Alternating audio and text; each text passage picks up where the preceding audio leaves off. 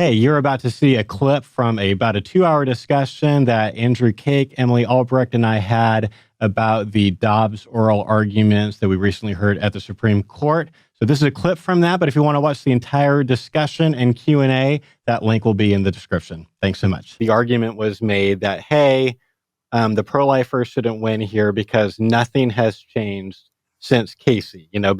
Basically, this is just Casey again. So you need a better reason to overturn than I think Casey was wrong. And the first point that the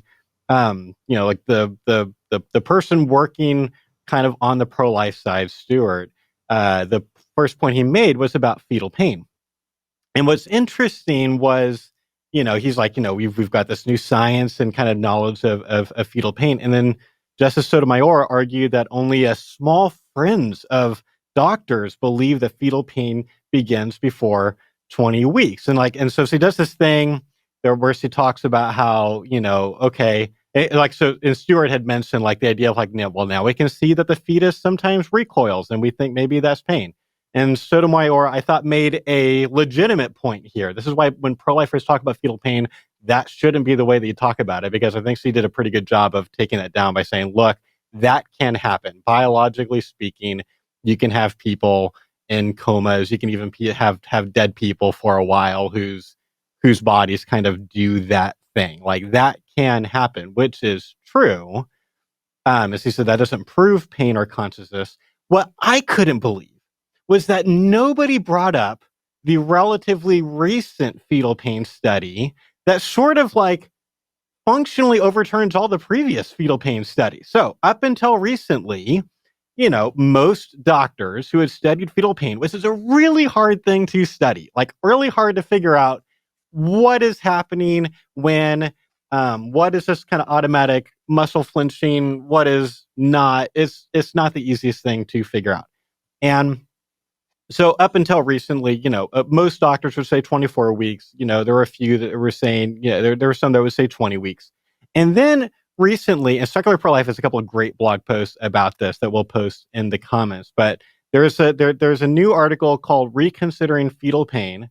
And this is in the Journal of Medical Ethics, and it's by Stuart Derbyshire and John Bachman. Here's what's super interesting about this piece is that Derbyshire's pro-choice, okay? He's a pro-choice researcher who publicly has argued that fetal pain could not begin before 24 weeks. He's argued that for, decades, I think, basically. And then John Bachman is a pro-lifer. He's a teacher, and he specifically emails directly. Dr. Derbyshire is like, I'm not convinced by some of your arguments. And so they start this back and forth. And ultimately, it results in this new study where Derbyshire is refuting himself. He's basically saying there are reasons to think that fetal pain could begin as early as 13 weeks. And that I was wrong before, that there are things that we hadn't considered in all the previous fetal pain research. I couldn't believe that nobody brought this up, because that is new. That was a couple of years ago that came out. And I think that would have been really relevant. The U.S. Council also maintained that everyone in the U.S. understands Roe. Andrew, I don't know if this was you. Yeah, or if that was me. Was this you? Okay.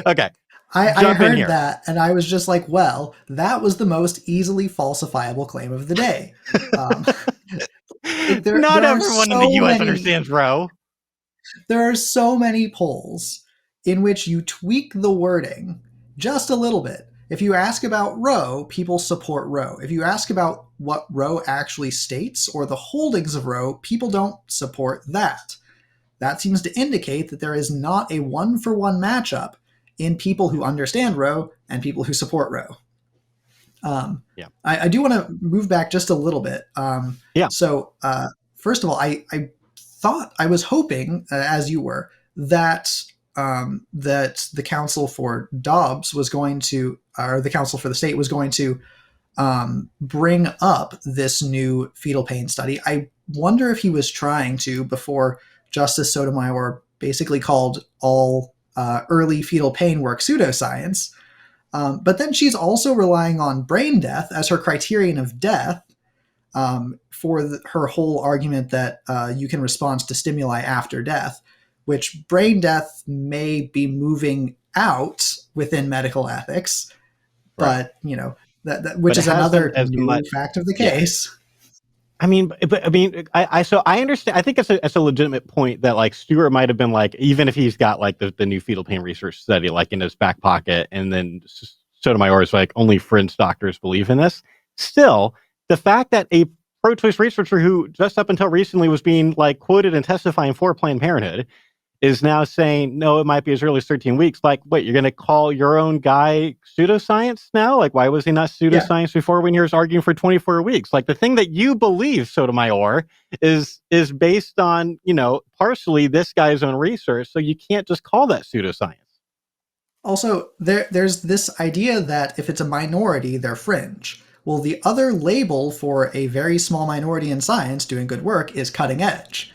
And they are on the cutting edge of the science. And that's why it's fringe. That's a great point. That's a great point. Once again, that was a clip from about a 2-hour discussion that we had live about the Supreme Court oral arguments in the Dobbs case. If you want to watch the entire discussion, that link is in the description. And subscribe to this channel if you want more pro-life training material like this.